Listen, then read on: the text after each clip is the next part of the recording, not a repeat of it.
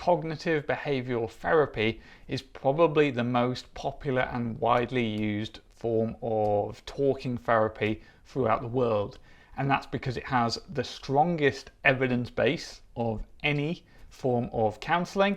It is often time limited, so you can do it in, say, a set number of sessions, and it produces very good short-term results.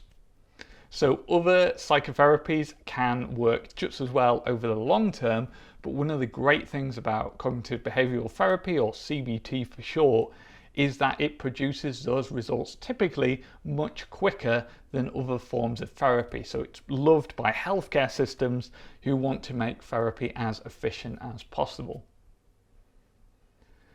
Cognitive behavioural therapy came out of the behaviorism movement. So B.F. Skinner, who liked to put things like pigeons in Skinner boxes and have them do all sorts of different things to earn food pellets, he said, well, essentially humans are just more complicated animals. Obviously we are animals, and so the same behavioural principles apply.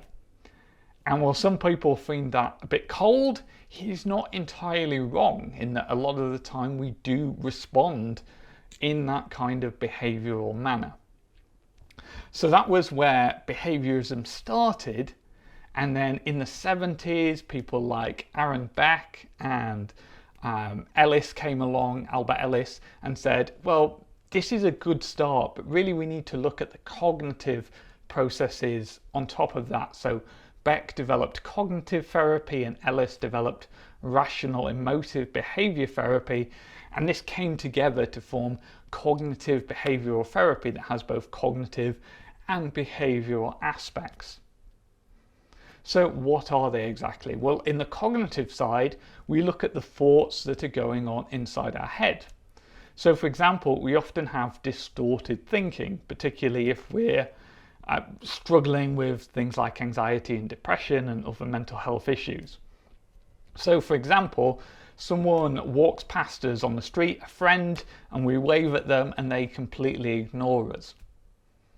Well, depending on what kind of thinking we have, we might just think, okay, they didn't see us. That's a typical response that many people would assume was happening. But many other people might start worrying that we'd start thinking, well, okay, I must have offended them. They were blanking me. They were ignoring me. They saw me and chose not to respond because they don't like me, or have upset them, or have angered them. And we start reading the other person's mind. Well, that's a classic cognitive distortion. We don't know what the other person was thinking. We don't know whether they saw us or not. And a lot of the time we jump to that worst case scenario. And similarly, the worst case scenario is something that comes up a lot in cognitive processes or people are struggling, because we tend to overestimate the risk of something going wrong and overestimate the consequences of that bad thing happening, like how our ability to cope with that.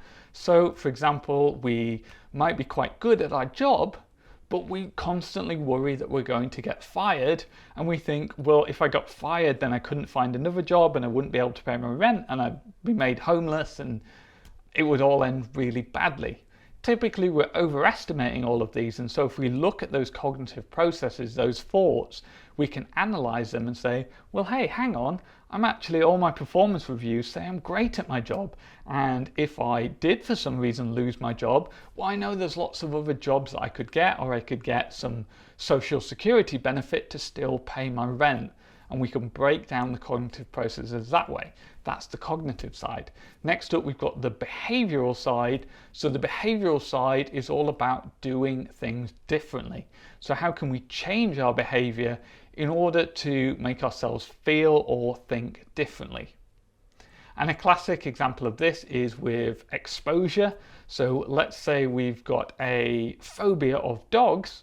What could we do? Well, we could start by building a little hierarchy of fears, and we could say, look at a picture of a dog. And then maybe we could go see a dog from across the street, and then maybe we could stand next to a dog and work our way up to stroking the dog. And of course, by this point, by the time we see ourselves sat there stroking a dog, then we're going to feel differently because we've showed ourselves that we can conquer our fears and act differently, and that will change our thinking. So that's the behavioural side.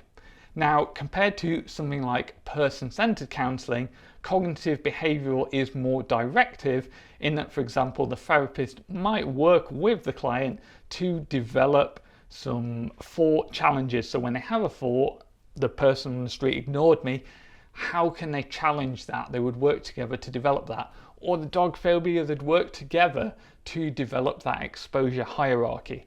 So again, it's very much the client is solving their own problems, but we're bringing in suggestions, we're bringing in tools, technology in order to help them with that and working in partnership with them to come up with a solution.